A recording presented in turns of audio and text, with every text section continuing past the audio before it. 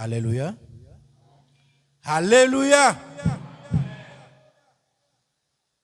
Nous te louons, Dieu, Dieu. Qui d'autre pour nous louer si ce n'est pas toi?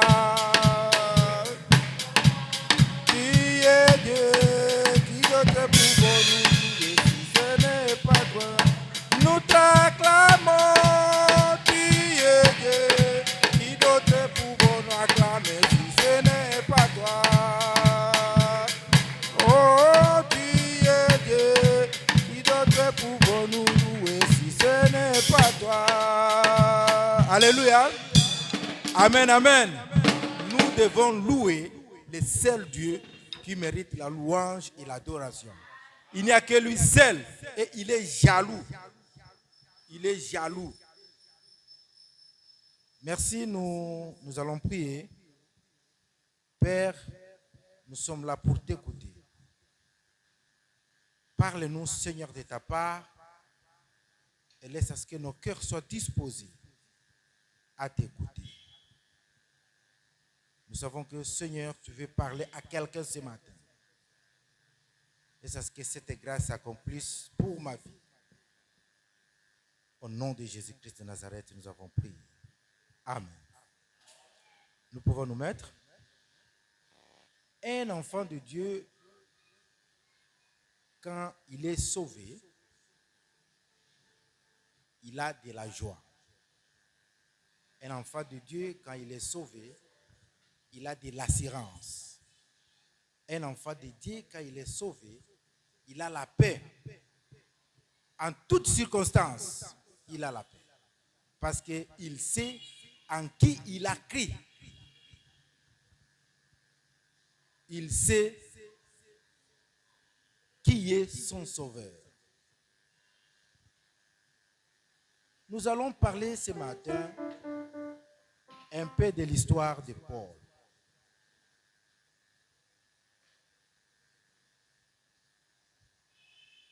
Paul, nous le savons bien, était un persécuteur. Il a beaucoup tué. Il s'insurgeait contre l'église de Dieu. Et à ce moment-là, il s'appelait Saul. Paul, c'est quand il est converti. Il est revenu au Seigneur. Il a reçu le Seigneur Jésus-Christ.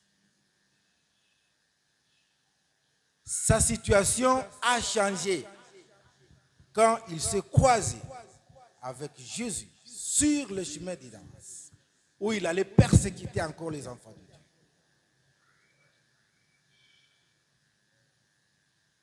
Quand il s'est croisé avec Jésus-Christ, sa vie a été transformée. Il a commencé, au lieu de persécuter les enfants de Dieu, il a commencé à prêcher l'évangile pour sauver les âmes perdues. Après avoir prêché la parole de Dieu, après avoir gagné beaucoup d'âmes, Paul se trouvait dans la difficulté que lui-même tentait aux enfants de Dieu quand lui était païen. Jusqu'à ce que Paul ait été emprisonné. Souvent, nous pensons que la parole de Dieu, c'est une histoire, alors que c'est une réalité. Et tout ce que nous lisons dans la Bible, nous le trouvons dans la vie courante. Parce que la prison où Paul était placé, c'est une prison qui existe. Si on va à Rome, en Italie, on va trouver la prison. Et cette prison s'appelait Mamertine. Elle existe, la prison. Mamertine, où Paul était en prison. Quand on parle d'Égypte, l'Égypte est en Afrique. Et c'est le même Égypte que nous connaissons. Ce n'est pas, on a fondé l'histoire. Non, c'est ce qui est réel. Et Paul a été en prison. Quand Paul a été en prison, il s'est dit, il a parlé à son fils dans la foi, Timothée. Amen. de qui vous êtes fils. Moi et vous, de qui nous sommes fils. Est-ce que notre Père s'intéresse à nous? Paul a été un père pour Timothée. Et Timothée l'a beaucoup attiré, la conduite de Timothée.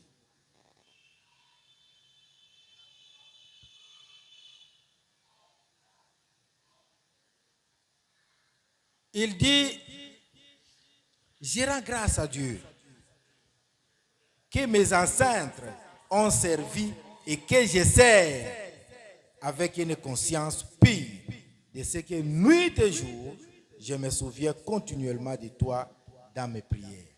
Ça, c'est Paul qui rend grâce à Dieu parce que ses parents ont servi les dieux tout-puissants. Et nous devons être aussi dans la joie si nos parents ont servi le Seigneur et que nous aussi, nous servons celui que nos parents ont servi.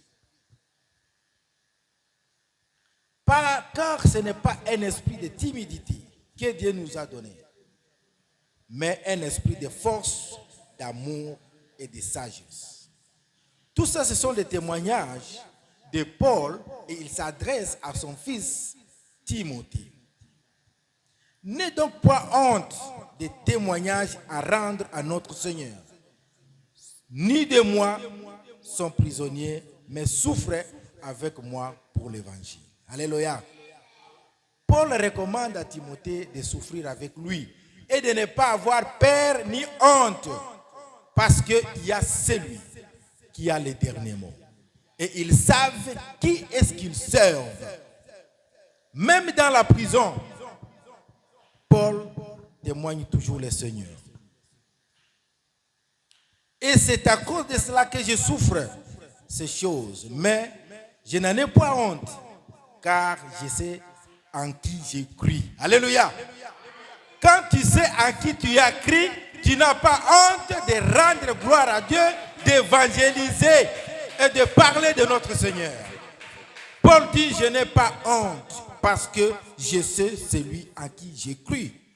Et je suis persuadé qu'il a la puissance de garder mon dépôt jusqu'à ce jour-là. Il a la puissance, notre Dieu, de nous protéger, de nous garder, de nous bénir jusqu'à la venue du Seigneur. Nous devons les rendre gloire. Que le Seigneur répande sa miséricorde sur la maison d'Onésiphore, car il m'a souvent consolé. Il n'a pas eu honte de mes chaînes. Tout ça, ce sont des paroles que Paul adresse à son fils Timothée. Souffre avec moi comme un bon soldat de Jésus-Christ. Il dit à Timothée de souffrir avec Paul comme un soldat de Jésus-Christ. Est-ce que nous, devant la souffrance, nous perdons la foi? Nous perdons la foi et nous allons ailleurs. Ailleurs, nous nous égarons des bons chemins. Souviens-toi de Jésus-Christ, issu de la postérité de David, ressuscité des morts selon mon évangile, pour lequel je souffre jusqu'à être lié comme un malfaiteur. Mais la parole de Dieu n'est pas liée. Alléluia. Paul accepte d'être lié comme un malfaiteur alors qu'il n'a rien fait. C'est comme notre Seigneur Jésus-Christ a accepté de descendre et être sur la croix de Golgotha, craché, fouetté, percé, comme s'il a fait du mal, alors que c'est nous qui méritions ça. C'est nous qui méritons, mais Christ l'a pris pour nous. Et dans la prison, une chose intéressante, c'est la conduite de Paul. Alléluia. Alléluia. Paul dans la prison, il a un besoin aussi, n'est-ce pas? Paul se trouve dans la prison et il se trouve dans des besoins. Qu'est-ce qu'il dit à son fils dans la foi? Au verset 13, il dit, quand tu viendras, quand tu viendras, c'est dans la prison qu'il va venir. Mais avant de lui dire, de lui demander ce qu'il pourra lui amener, il lui a donné aussi des recommandations.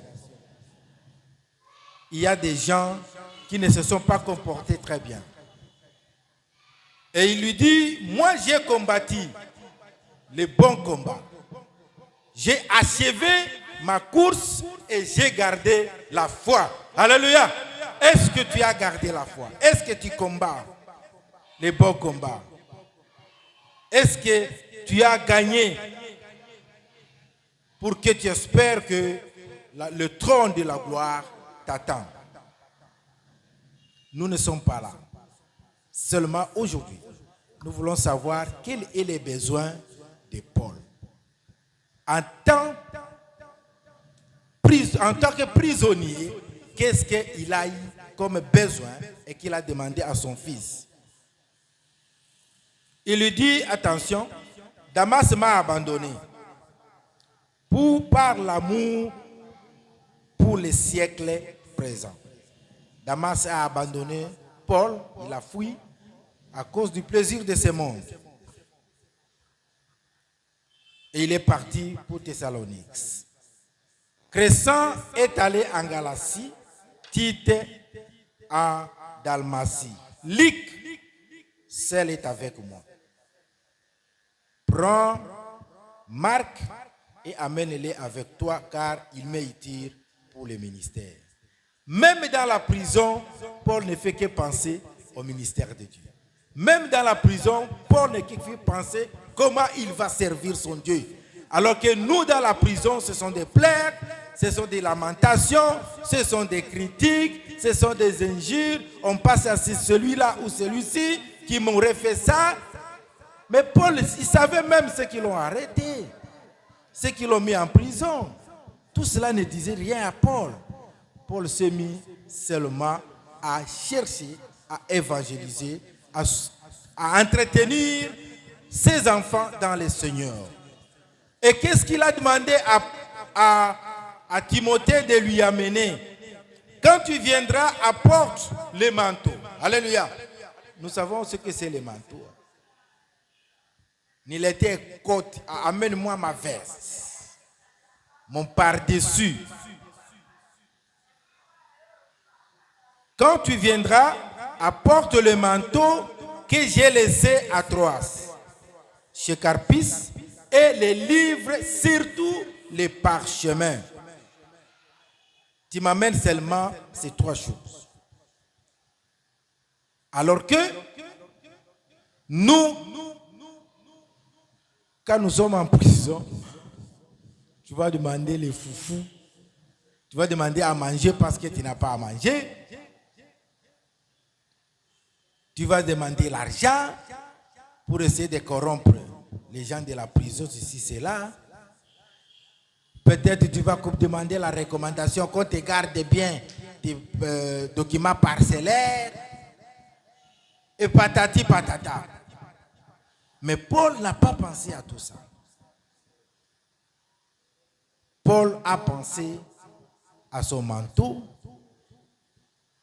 au livre et au parchemin. Il a demandé les manteaux. Pourquoi? Parce que c'est l'hiver et qu'il fait froid. C'est l'hiver et qu'il fait froid. Ce n'est pas par la prière qu'on va éviter le froid. Ça, non. Même si les serviteurs de Dieu, il sait que le Seigneur est avec lui, mais le froid est là. Le froid est là. Ce n'est pas quand tu restes en train de prier, Seigneur, que le froid va disparaître. Non. Quels sont tes besoins? Il a demandé qu'on lui amène des manteaux parce qu'il fait froid. Et quand il fera trop froid, il va mettre son manteau. Notre corps a trois parties. Il y a le corps, il y a l'âme, il y a l'esprit. Le corps a ses besoins, l'âme a ses besoins et l'esprit aussi a ses besoins. Et nous sommes tentés de satisfaire toutes ces trois parties. C'est comme ça qu'il a demandé qu'on lui amène le manteau pour son corps, parce qu'il fera froid. Souvent, des fois, nous mélangeons et nous confondons les choses. Nous ne savons pas qu'est-ce que nous demandons et pour quel objectif.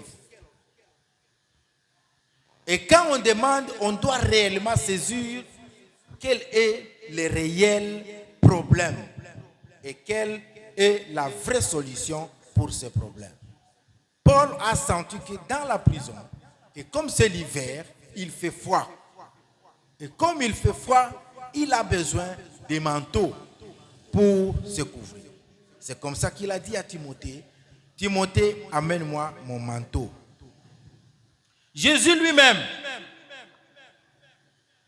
après avoir prêché à la foule, il a prêché pendant longtemps à la foule et il a senti que la foule est fatiguée.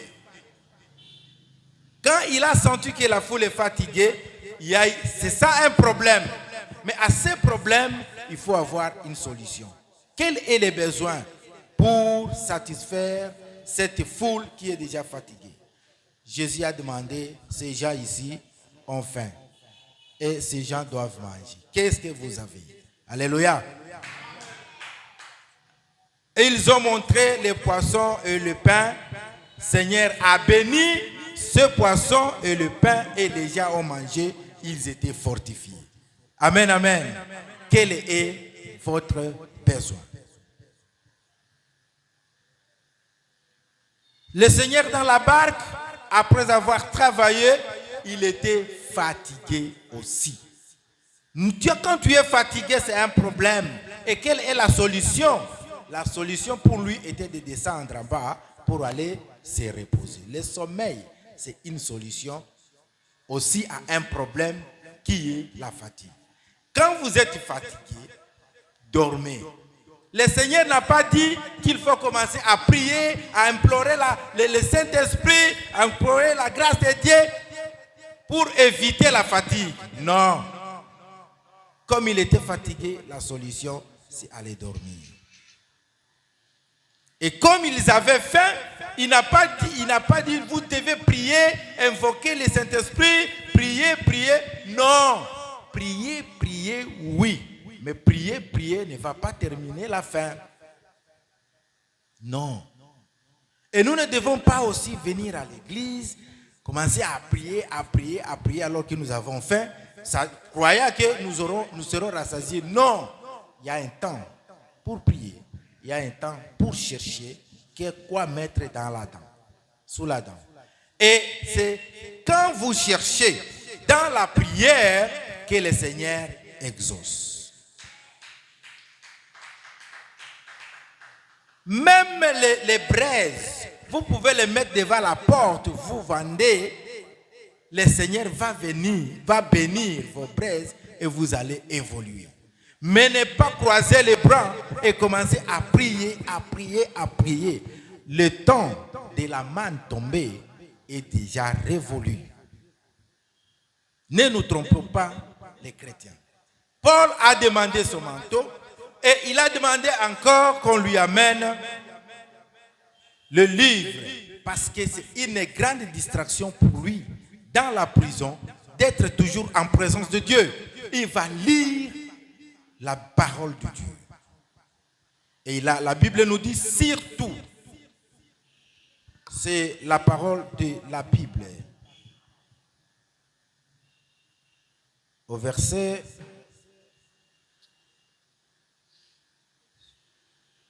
13, et les livres, surtout les parchemins. Les parchemins, c'est quoi?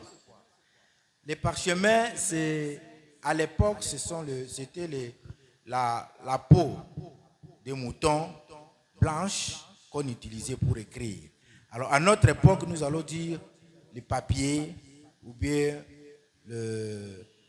les agendas où il pourra noter tout ce que le Seigneur pourra l'inspirer dans la prison. Il n'a pas voulu que ce temps où il est en prison puisse passer inutilement. Il faut qu'il soit en présence de Dieu et qu'il écrive qu'il enseigne. Parce que de la prison, il peut écrire et glisser sa sort, ça va servir les autres dehors. Et Paul a passé tout ce temps, tout son temps à écrire dans la prison. Il écrivait tout ce que le Seigneur lui disait, il écrivait tout ce qui pourrait être utile à son fils Timothée pour qu'il puisse évoluer dans la foi. Dans Romains chapitre 8, 28, la Bible nous dit, nous savons du reste que toute chose concourt au bien de ceux qui aiment Dieu et de ceux qui sont appelés selon ses desseins.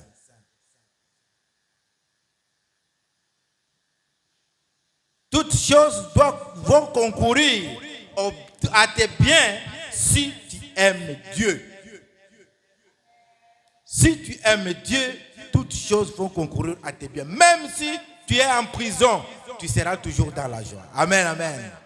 Même si tu es affamé, tu seras dans la joie. Même si tu es en difficulté, tu es dans la joie. Et cette difficulté-là va se transformer en bien, en bonheur, parce que tu aimes Dieu. Qu'est-ce que nos besoins? Qu'est-ce que nous nous demandons quand nous sommes en difficulté? Est-ce que nous épinglons réellement les problèmes? Et si nous épinglons notre problème, quelle est la solution que nous proposons? Nous avons trop de difficultés, nous avons trop de problèmes dans notre vie sur la terre. Mais il faut que nous puissions épingler la solution pour que nous puissions réussir. Sinon, nous allons demander ce qui n'est pas utile à notre problème et le problème ne sera pas résolu. Bien sûr, nous pouvons avoir faim. Mais qu'est-ce que nous demandons au Seigneur quand nous avons faim? Qu'est-ce que nous faisons personnellement quand nous avons faim? Non. Ce n'est pas bon de dire au Seigneur, j'ai faim, donne-moi à manger. Oui, il va te donner à manger, mais il va te donner à manger comment? C'est-à-dire, il faut que je trouve une activité à faire qui pourra me produire quelque chose et le Seigneur va bénir cette activité-là. Voilà comment nous pouvons trouver les solutions à nos problèmes. Épinglons les problèmes et cherchons la solution. Paul, un serviteur de Dieu, il avait froid. Il s'est dit finalement, ce n'est pas, même si je me mets à prier, à invoquer la grâce de Dieu, le froid ici ne va pas partir. Parce que c'est une période. Il y a l'hiver, il y a l'été, il y a l'automne. Et quand il fait froid, comme chez nous ici actuellement, il fait froid, n'est-ce pas? Et vous allez demander au Seigneur de changer pour que ça soit chaud. Non, c'est son temps. À nous de chercher les par-dessus pour nous protéger. À nous de rester dans la maison et ne pas sortir dehors où il fait froid. Et si nous sortons dehors, nous aurons le courant d'air et nous allons tomber malades. Après, nous allons condamner le Seigneur. Que le Seigneur ne m'aime pas, voilà, je suis malade, ceci, cela. Non, parce que je n'ai pas si bien demandé. Je n'ai pas si bien demandé, je n'ai pas bien épinglé les problèmes. Qu'est-ce que tu demandes à Dieu? Même dans la souffrance, sache qu'est-ce que tu peux demander à ton Dieu.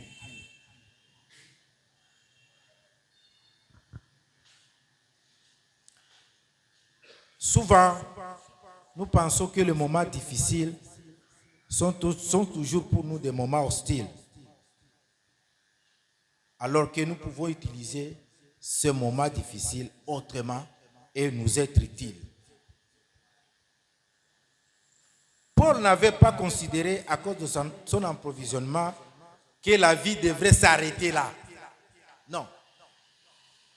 Qu'il fallait attendre jusqu'à ce qu'il sorte de la prison pour continuer à écrire ou à lire. Non. il a profité de ces temps-là d'approvisionnement pour lire et pour écrire.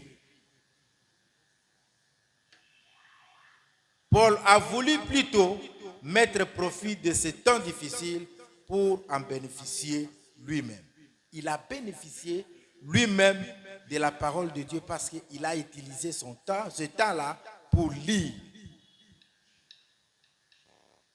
Mes chers frères et sœurs, si nous ne savons pas épingler les problèmes, nous allons demander ce qui ne sera pas utile.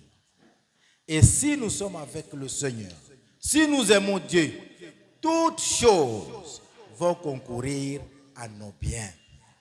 Et si ça ne concourt pas à nos biens, revenons à nous-mêmes pour se demander, aimons-nous Dieu ou nous n'aimons pas Dieu? Parce que Dieu ne s'est jamais trompé, il n'a jamais menti. Ce qu'il dit, c'est ce qu'il réalise toujours et c'est ce qui est vrai. Nous comprenons que ce n'est pas avec le jeûne et la prière que nous pouvons lutter contre la faim, qui est un problème réel pour nous. Mais il faut travailler. Il faut travailler. Le travail, ce n'est pas seulement du bureau. Non. Et les Français disent, il n'y a pas de sot-métier. Ce que tu trouves que tu peux faire, qui peut te ramener quelque chose, commence avec ça. Et le Seigneur va te bénir. Du moins, si tu fais ton commerce avec lui. Si tu travailles au bureau avec lui. Mais si tu l'écartes, tu ne vas pas prospérer. Et toutes les bonnes choses ne vont pas concourir à toi parce que tu ne l'aimes pas et que tu t'es égaré de lui. Laisse à ce que le Seigneur nous bénisse ce matin de cette parole. Amen.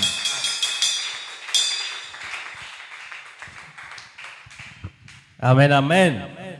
Là, vous avez acclamé pour les prédicateurs. Maintenant, acclamez très fort pour les rois, les rois. Merci. Merci beaucoup. Acceptons la souffrance pour gagner les ciels. Amen, amen. Tu ne peux pas gagner les ciels sans avoir les souffrances.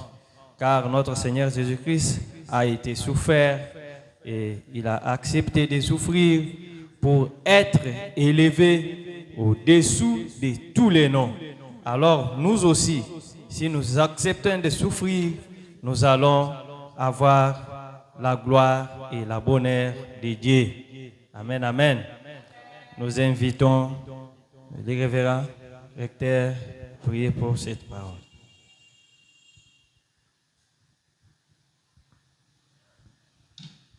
Prions.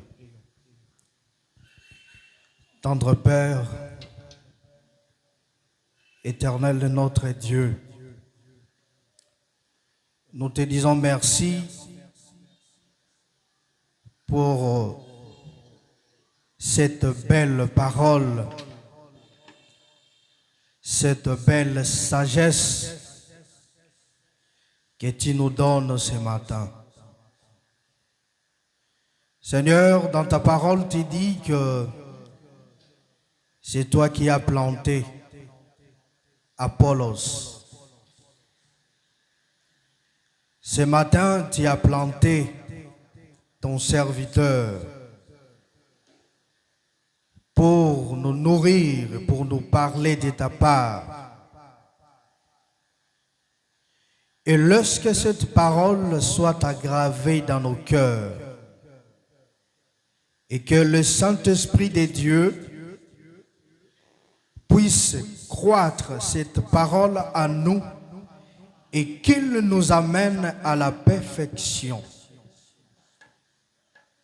à la croissance spirituelle. Nous te prions au nom de Jésus-Christ. Amen. Amen, amen. Est-ce que nous pouvons acclamer pour la gloire de Dieu? Merci.